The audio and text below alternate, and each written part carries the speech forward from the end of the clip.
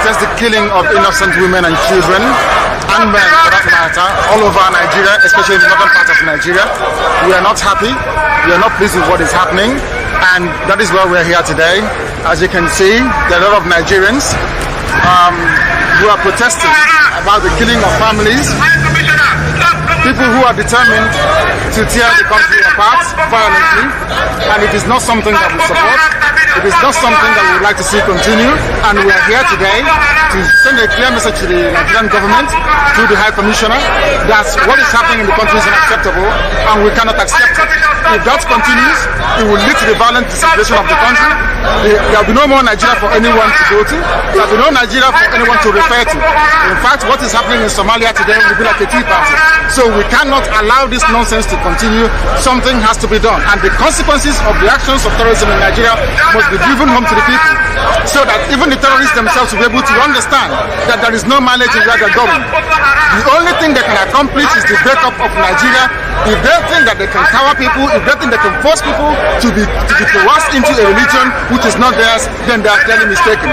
We are asking for peace. We are asking for people to get together. We are asking for everybody who loves Nigeria, who is associated with that country, to please prevail upon terrorism in Nigeria so we can bring it to an end. That is why a multitude of Nigerians are gathered here today. Those of us in the UK are determined to work with the government for peace. We are determined to work with the international community for peace. The one thing we cannot stomach is a repeat of 1966. What is happening today in Nigeria was the reason why Nigeria fought a bitter civil war for 3 years between 1967 and 1970. If this continues, there will be another civil war in Nigeria. And this time around, no place will be safe in Nigeria. This time around, nobody will be safe in Nigeria. So it is imperative that everybody who has the interest of the country at heart acts now and immediately to stop this nonsense from continuing. Hello, the brethren. So good morning to you, good afternoon to you, and a good evening to you from wherever you are joining us. It is Maiyegun live, and thank you very much for joining me. Remember, after reading the caption of the broadcast, read the description of the broadcast as well. Then like it, share it. Invite your friends, invite your not so friendly friends, and tell them that Maiyegun today, Maiyegun is live. And if you have done that already, thank you. However, just before we, delve into the conversation on this particular topic, I need to possibly make a bit of clearance or something, right? So, which is like a caveat. You see, the writer for this broadcast is not to tell you or give you an impression that America is coming to come and rescue you in Nigeria. Remove it, okay? And also, it is also not a complete pointer, okay, that America is coming to, or Trump in particular is going to make a move and interfere in your election enough that maybe they will then take Tinubu out. Again, the conversation is not around that. The conversation is pretty much to point out the development that and the people reacting to the happenings in this regard, in the last 2 weeks. Like I said last night, when I shared the report of the Texas Senator, Ted Cruz. Another congressman has joined him, by the way. So they were making move to be the voice for the Christians being killed by the jihadists in Nigeria. Again, another clearance. Their position is not that Muslims are killing Christians in Nigeria or Christians are killing Muslims anywhere else. You know what I mean? No. The jihadists, they are called Islamist jihadists, Islamist terrorists, which is true. However, the Arewans, especially the Islamists, the closest terrorists in northern part of Nigeria, they have started reacting. There are some other, information you need to probably grab from what is really going on. Why is, why is America or these guys currently talking about Nigeria Christians? Like people have been killed, have been killing people for years now. America did nothing, or they just looked the other way, and every other thing you might want to say. But we'll get to that part when we get to touch their reasons why they are speaking up. So the Arewans, the Islamist Arewans, they are upset. They are very angry. But let me give you a background, piece by piece. And I'm a storyteller, by the way. So yeah, I may be going from here to there, but you are always going to get the message at the end of the day. There's something called the context. If you are a Nigerian who has been following the happenings in Nigeria, especially in the last 12, 13 years, and how things went from bad to worse to horrible to disaster to tragedy that it is today. So we have Boko Haram that comprises of some of these Kanuri, Hausa, Fulani, and some of these other tribes from northern part of Nigeria as established. Then they have their pals from across the Sahel as well, terrorist Boko Haram. They have their name, Islamia, Jamaatul Islamia to Jihadi, something. You understand? So they made it very clear, right, that the purpose of their campaign is to launch a jihad. So the purpose of their jihad is to kill the infidels, all right? And Nigeria started the battle with them, like in large scale. So it finally cost in 2024, I'm sorry, in 2014, rather, 11 years ago, America was interested in what was going on in Nigeria because, you see, at the time, it was said that the American government under Barack Obama wanted to bring this, what do you call it, homosexual bills to Nigeria. For those of us who probably remember that time, as an excuse for why, America won't support Nigeria in their fight against terrorist Boko Haram. In fact, it was even used against the Lantan that is now history. However, at the world stage, you have Palestine, you have the Israelis. Now, you know their story, right? And their conflict and all of that from time immemorial. They have their supporters in Nigeria. While Boko Haram was wreaking havoc in Nigeria, ransacking Christian communities, because there are communities that you will get to know that these ones are like Christian communities, these ones are like Muslim communities or Muslim places where Sharia are fully implemented. So when Boko Haram was capturing these communities back then, right, they were forcing people, converting them to Islam, if you remember. And those who refused, they were slaughtered and killed. There was no Arewa Muslim then that felt miffed or anything at all. Not at all, right? In fact, rather than possibly launch a general campaign against these terrorists who came to come and destroy Islam with their campaign, right? No, they kept quiet. But if anything happened, in Palestine or in Gaza, you will see these Islamist northerners, Arewas, they will stage massive protests that sometimes they actually go out and lynch people and kill people, Christians. So all these are like the everyday style of, everyday living of Nigerians in that contraption. In fact, to an average Islamist Arewan from that northern part of Nigeria, it pains them more to the marrow when they watch the screen and see women and children crying after Israelis are, attack on their houses or their communities or whatever, when you see the videos, right, it pains them more in Sokoto than the people who are being slaughtered in Benue. They will pretend that's not happening. They will wait for the time when you are likely going to begin to campaign against it, talk about it, and then they will feel upset about the language you are using. Why are you using that kind of language? So we can't pretend about that. The last 2 years, especially, right? We have seen more homegrown supporters of the Hamas and then the Palestine. In fact, you see something about the Israel, Gaza, Hamas and Palestine. As many people, like normal people, you will look at it and be like, oh, what Israel is doing in Gaza, or is wrong, or is right. However, you are reacting to it based on what you say. Oh, human right, this is too extreme, this is too much, all that kind of a thing, right?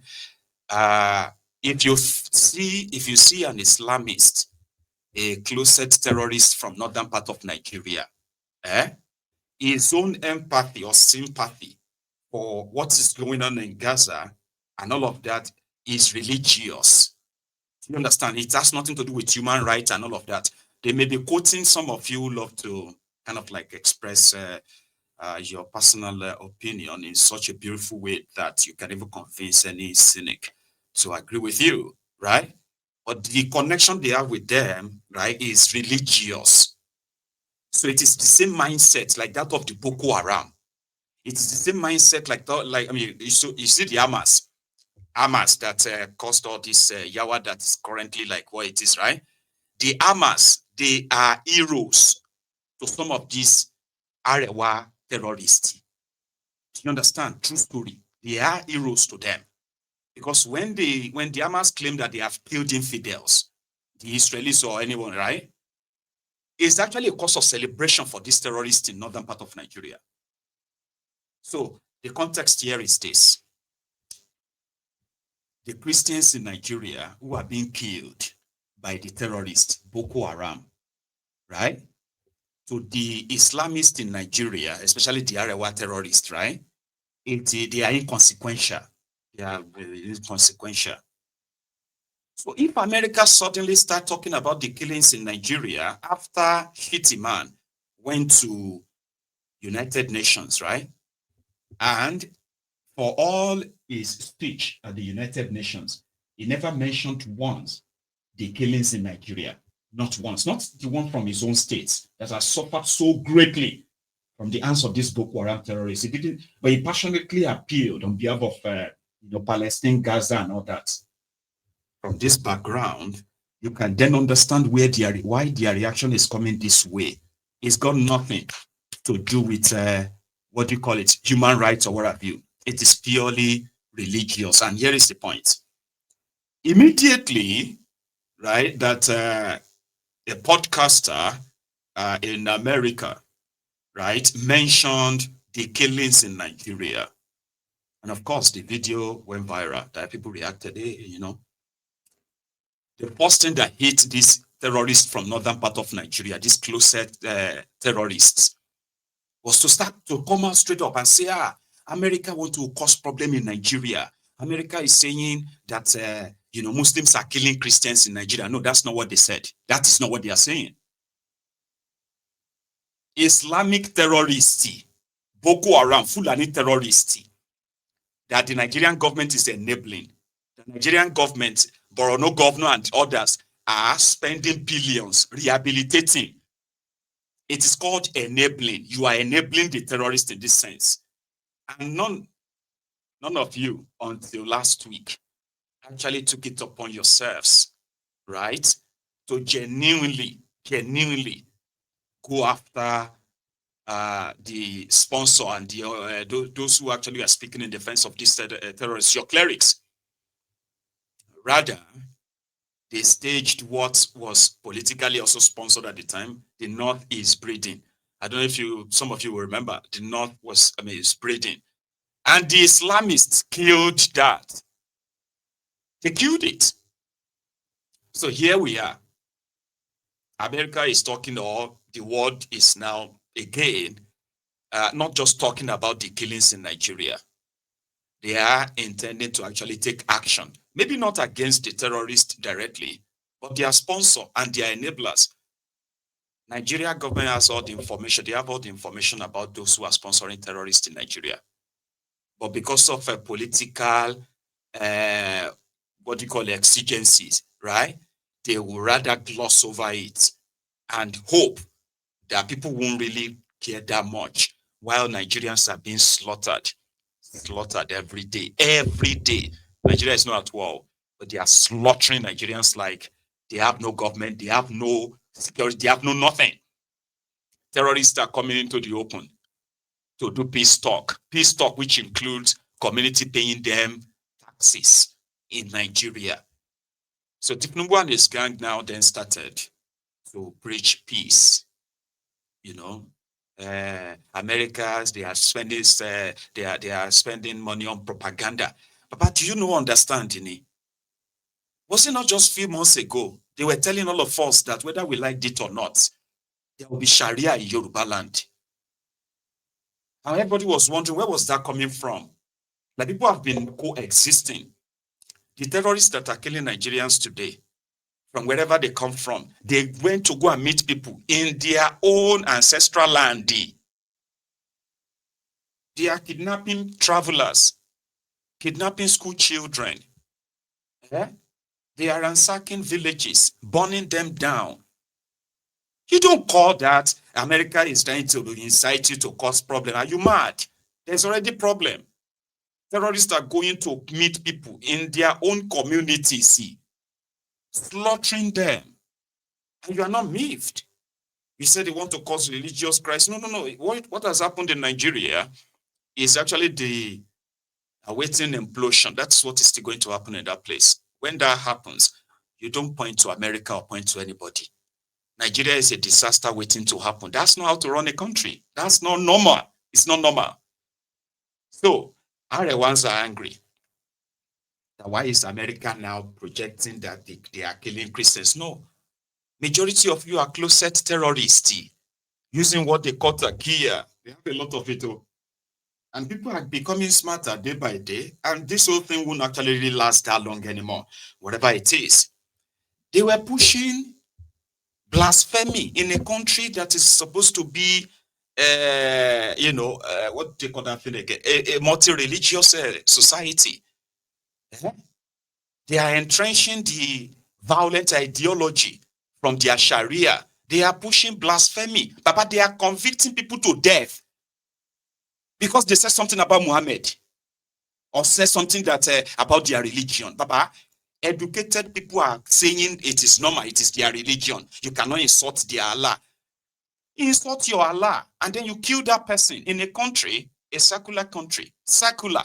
Do you understand what that means? It means that people are free to practice anything and everything they want.